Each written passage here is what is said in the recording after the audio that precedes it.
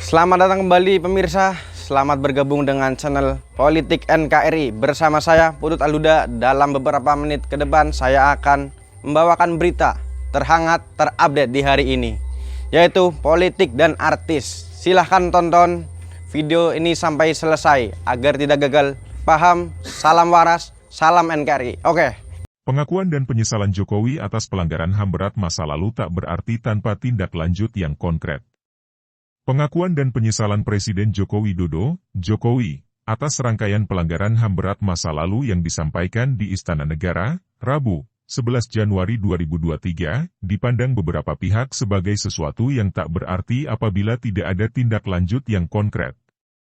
Pengakuan itu disampaikan Jokowi sebagai tindak lanjut atas laporan tim penyelesaian non-yudisial pelanggaran HAM yang berat masa lalu.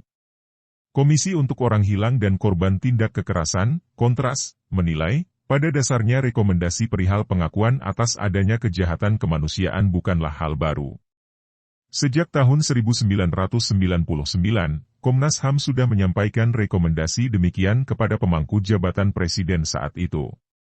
Selain itu, permintaan maaf juga harus dilakukan, mengingat pelanggaran HAM berat adalah akibat penyalahgunaan kekuasaan badan atau pejabat pemerintahan.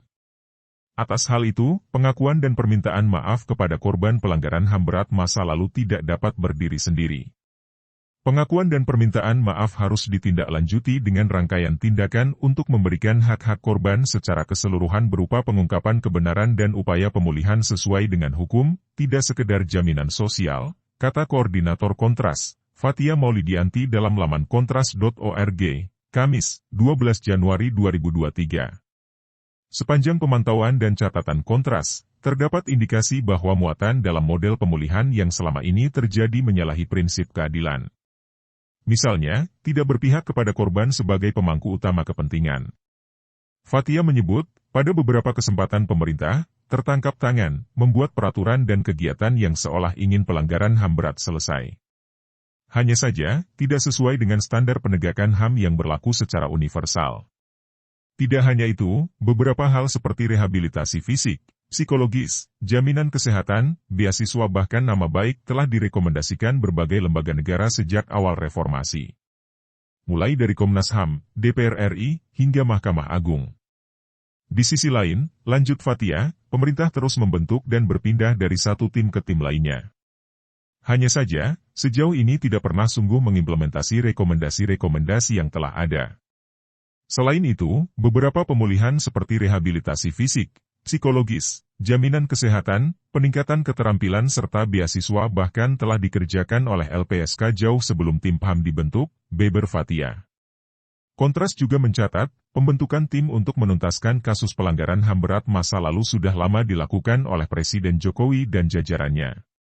Misalnya, Komite Rekonsiliasi dan Komite Pengungkapan Kebenaran pada tahun 2015, Dewan Kerukunan Nasional pada tahun 2016 hingga Tim Gabungan Terpadu tentang Penyelesaian Dugaan Pelanggaran HAM berat masa lalu pada tahun 2018. Fathia menyebut, pembentukan tim itu terbukti gagal untuk menuntaskan kasus pelanggaran HAM berat secara akuntabel. Di sisi lain, hanya memperalat korban untuk melegitimasi formalitas penyelesaian di permukaan saja tanpa sungguh-sungguh mempedulikan substansi penyelesaian kasus masa lalu. Soal jaminan ketidakberulangan tanpa akuntabilitas dan reformasi di sektor keamanan dalam pandangan Kontras hanya menjadi retorika belaka.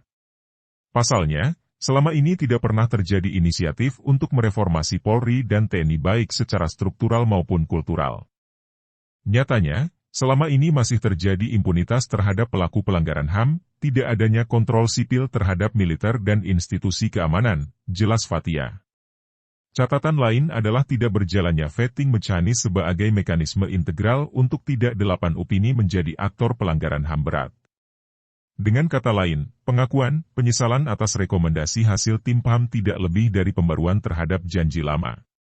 Kontras menegaskan jika pernyataan Jokowi itu dikhawatirkan sebagai gula-gula yang menempatkan penyelesaian kasus pelanggaran HAM berat hanya mendorong pada mekanisme non-yudisial.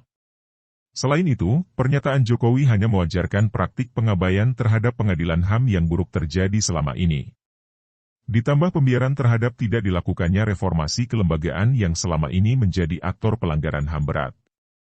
Dengan kata lain, pengakuan, penyesalan, serta pernyataan Presiden Joko Widodo lainnya atas rekomendasi hasil tim PAM tidak lebih dari pembaruan terhadap janji lama, papar dia. Menambahkan garam pada luka korban.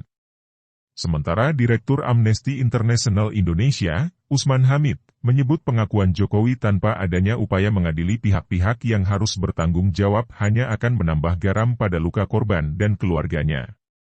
Menurut pendapat kami, pengakuan Presiden Joko Widodo atas pelanggaran HAM di masa lalu tersebut tidak ada artinya tanpa pertanggungjawaban hukum, kata Usman. Dalam hal ini pemerintah hanya memilih 12 peristiwa sebagai pelanggaran HAM berat. Pada sisi lain, pemerintah mengabaikan kengerian kejahatan lainnya, seperti pelanggaran yang dilakukan selama pendudukan dan invasi Timor Timur, tragedi Tanjung Priok 1984, peristiwa penyerangan 27 Juli 1996, atau kasus pembunuhan Munir. Jika Presiden serius bicara kasus yang terjadi setelah tahun 2000, itu seharusnya juga disebutkan, sebut Usman. Kelalaian semacam itu, kata Usman, merupakan penghinaan bagi banyak korban.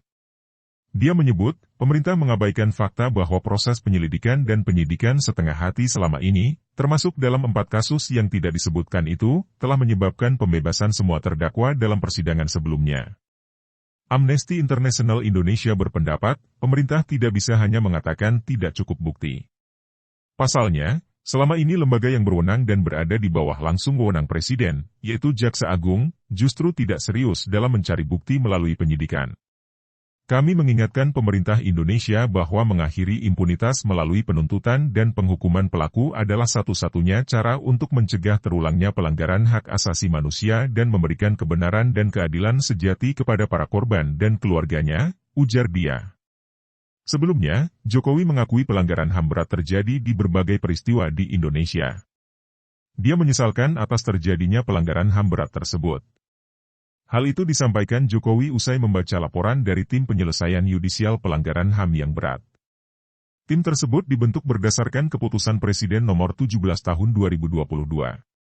Dengan pikiran yang jernih dan hati yang tulus saya sebagai Kepala Negara Republik Indonesia mengakui bahwa pelanggaran hak asasi manusia yang berat memang terjadi di berbagai peristiwa, kata Jokowi dalam keterangan pers di Istana Merdeka, Rabu, 11 Januari 2023. Saya sangat menyesalkan terjadinya peristiwa pelanggaran hak asasi manusia yang berat, sambungnya.